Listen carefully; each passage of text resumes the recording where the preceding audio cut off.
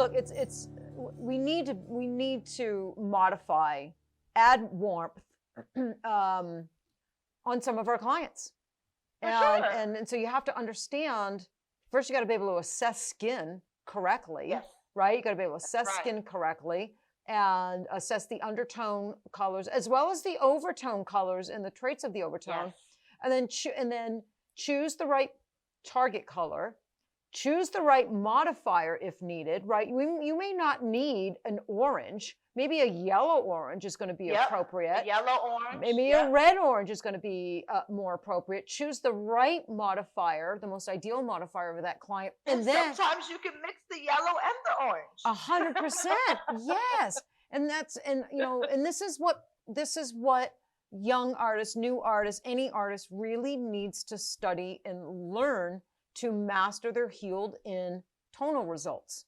It's a must. It's a must. You have to put the work in. Everybody's tone should not look the same when they come back. Right. No. And it's like I was like I had a when the industry when we started seeing a lot of Black artists come into the industry, right? I had a lot of Black artists taking my color theory course. And one conversation that I got into with a Black artist was, she was like, well, Black women don't have undertones and overtones. They're just different shades of brown to black. And I'm like, I don't really agree with you on that. Because I don't agree with that either. Yeah. Now maybe like fits 5, fit 6, the skin can be so dark that no, you're not really seeing the undertone per se, like you can on lighter skin, more translucent skin. Correct. But there are still, so now you're looking at the overtone, right? And I always, when I'm looking at dark skin, Black skin, as you mentioned earlier, on the overtone, there are blues, there's grays, there's purples, 100% purples, goldens, Yes. Yeah. And that may not be undertone colors per se, but those are overtone colors that you can visually see on different women. And those need to be detected and identified, and then choose your choose your target color and modifier if needed to neutralize those blues, those purples, those grays, and so many people just are not doing that. All they see is different shades of brown, to black. That's it. That's what they see. No, I totally agree. And it's why I think it almost is so. Sometimes with me, I'm like, sometimes I get frustrated and I get tired, but then the part of me that loves PMU so much, I just want to empower other people. I want to empower other people with facts, the science behind it, and proof as well. Yeah. And I know, that healed picture sometimes might not get as many likes or as many comments, but I'm gonna keep posting my healed work, because that's what people need to see. They need to see consistent results, and you see how it comes back. Sometimes, Taryn, I'll even post an educational post on something like maybe it didn't come back the way I thought it did. Mm-hmm. Because the thing is, I think that other artists will relate to you if you're not just always so perfect, because that's not the real world that we live in. Right. You're gonna have some hiccups, and the thing is, do you know what to do when you have a hiccup? Right. Yeah. So, and that's kind of like where I'm at, and what I've mastered. It's okay to change it up. It's okay not to do the same thing for each client. Honestly, even for my mature clients, I don't really like organic ink. Or hybrid ink. I love inorganic because it just works so much better on their skin. Yeah. So even that is just not for everybody, right? No, it's not. And so it's not. Nothing is one size fits all. It does. It frustrates me, but people like you and I feel like the industry will catch up. My kids always say, catch up, mustard. So they'll catch up. Yeah, You no, know? that's cute. No, sometimes you feel like, yeah, you get exhausted. You feel like no one's listening and you're talking to a brick wall. But that's okay, Mattia. I called you Mattia because we were just talking about Mattia. Oh, that's okay. Yeah, to me, because people are listening to you, to me, and others that know their stuff. They are listening. They are listening, and I just think it's changing.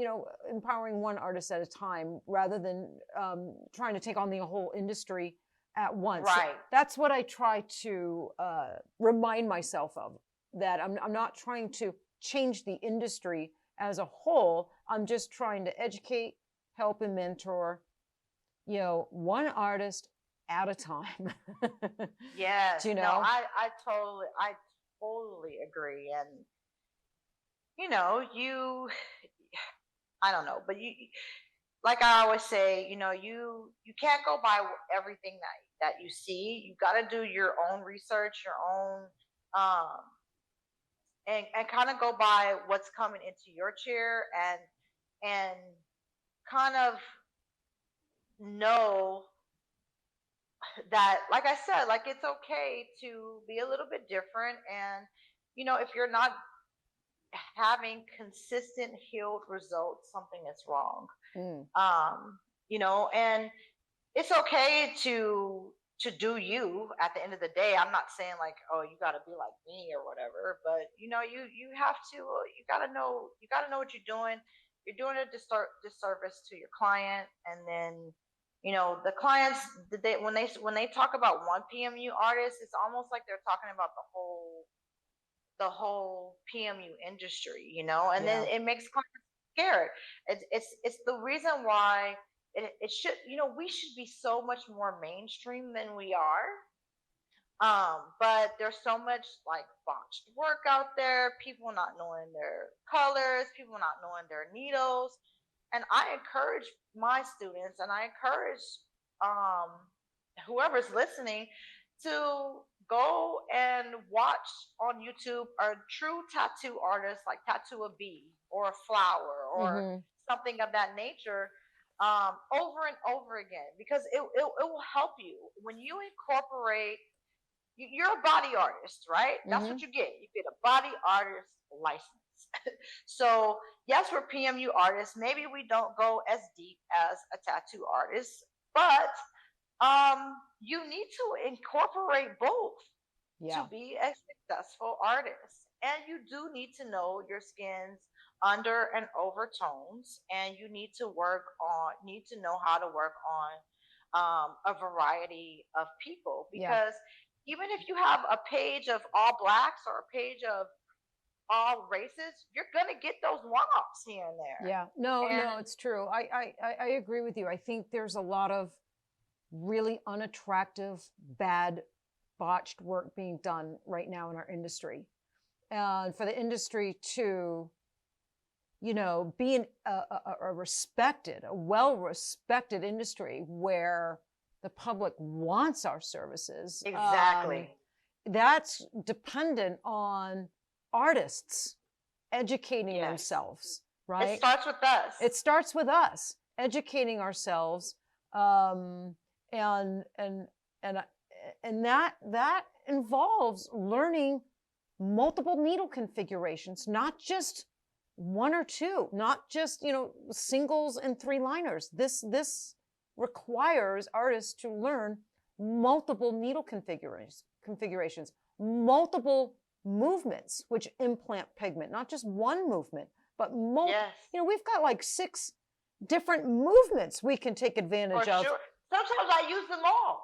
Sometimes I use them, I'll use 3 or 4 in one eyebrow. I mean, I'll whip shade a little bit. I use a little bit of everything.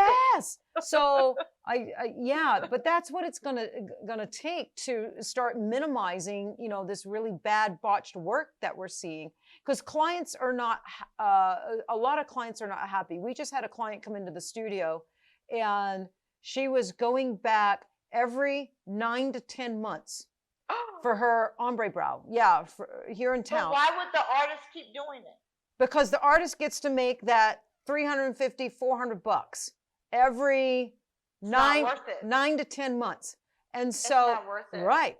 And so she came into the studio and she just, it was, she was at 10 months and she just felt something wasn't quite right, that it shouldn't be fading that much. And it was getting expensive, right?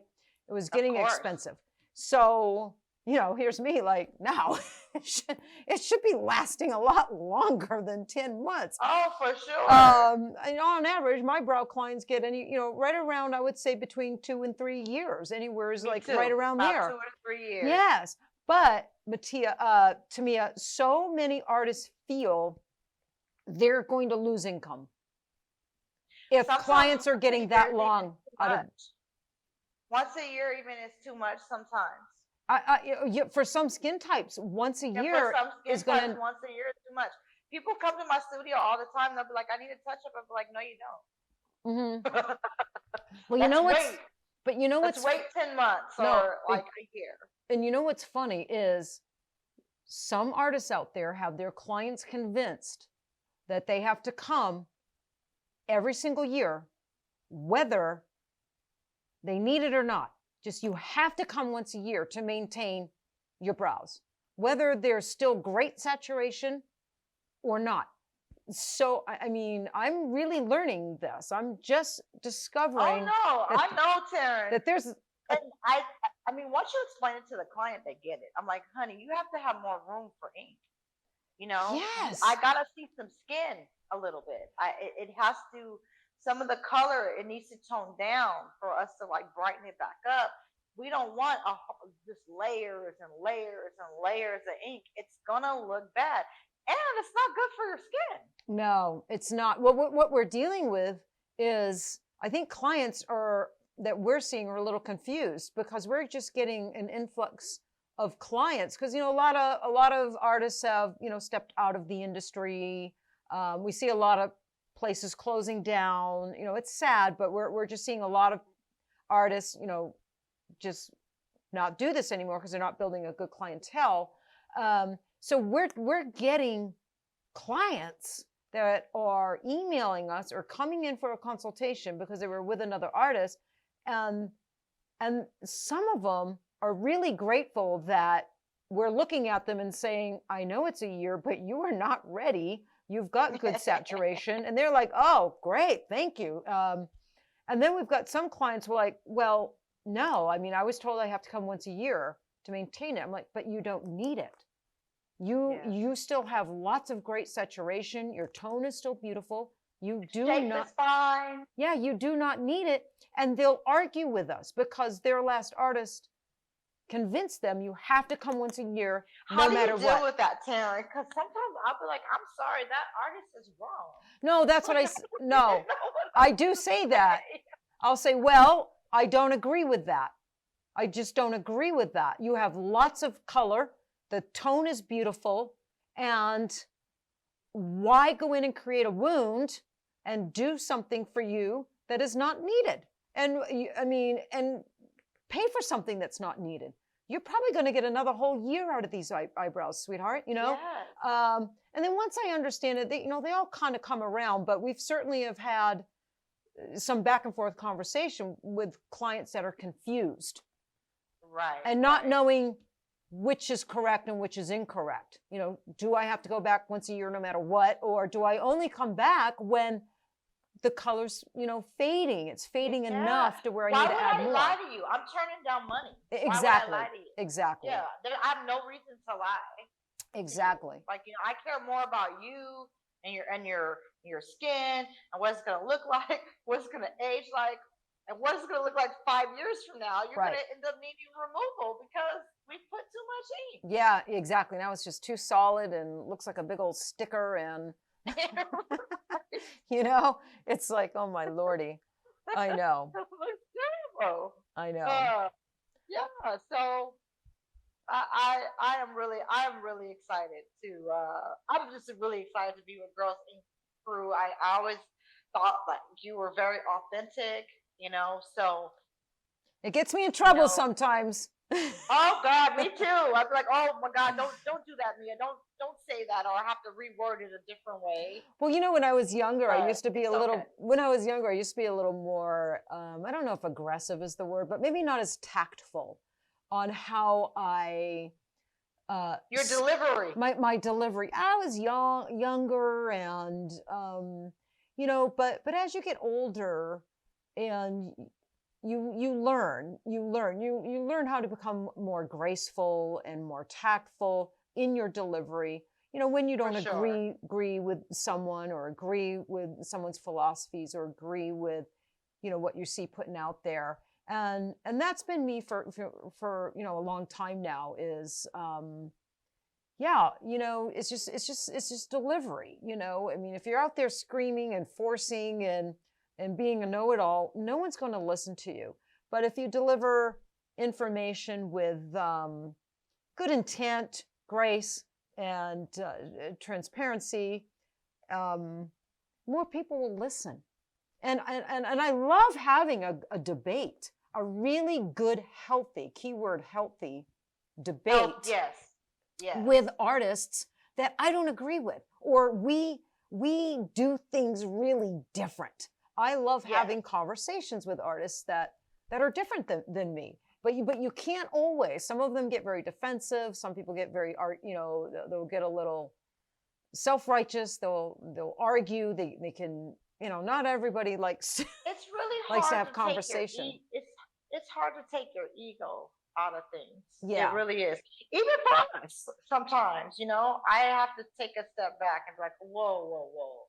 You know what? Why don't you actually listen? Because sometimes listening leads to learning. Yes. Yeah. So. No. Yeah. 100%. Myself included. We're not perfect. Yeah, humans. Me too. 100%. Right. Right.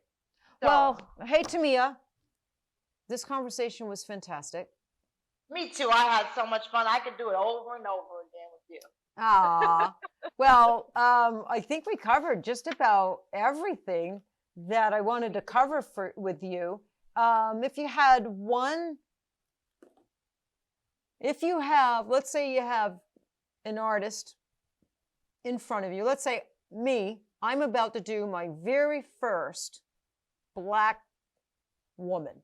She's a Fitz. Okay. Let's make it a little tough.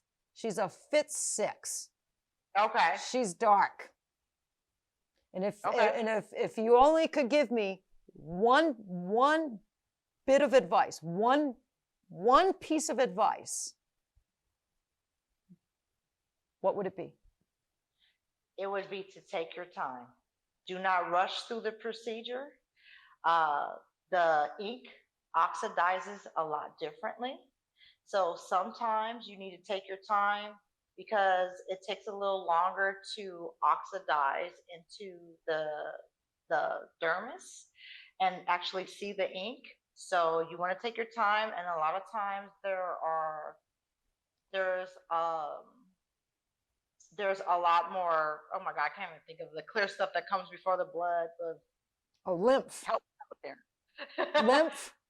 Lymph. Yes, there's lymph fluid. Don't know why I had a brain freeze on that, but yes, there's lymph fluid that's coming out that will also push pigment out sometimes. Mm-hmm. So just take your time and make sure that you're using a good ink. I would suggest like a hybrid or organic ink, and take your time, and you'll be just fine. Yeah, if you know how to do brows, you can do them on anybody as long as you act accordingly per person, per skin type. And that's what I really learned to do, is to take my time. And I would say don't use a 1RL. That's another thing too. Yes, practice with other needles, gotcha. And it will change your life. Well, that was great advice. All right, you hang on. I'm going to say goodbye to our listeners, but don't go anywhere. Okay. Right. Well, that was Tamia Haynes, and great conversation on melanin skin. We get so many questions and emails from new artists about to venture into their first client with melanin-rich skin. So I think this episode is going to be really super helpful. And keep an eye out. You can follow Tamia on Instagram, Naturalistic Brows. You'll find her on Instagram. She's always posting really interesting posts. Sometimes they're educational. Great work. And keep an eye out for her new line for melanin-rich skin coming out probably sometime next year, actually. So we're all excited for that. So thanks for tuning in, hanging out with us today. We appreciate it. Stay in the pursuit of happiness, everyone, and we will see you next time.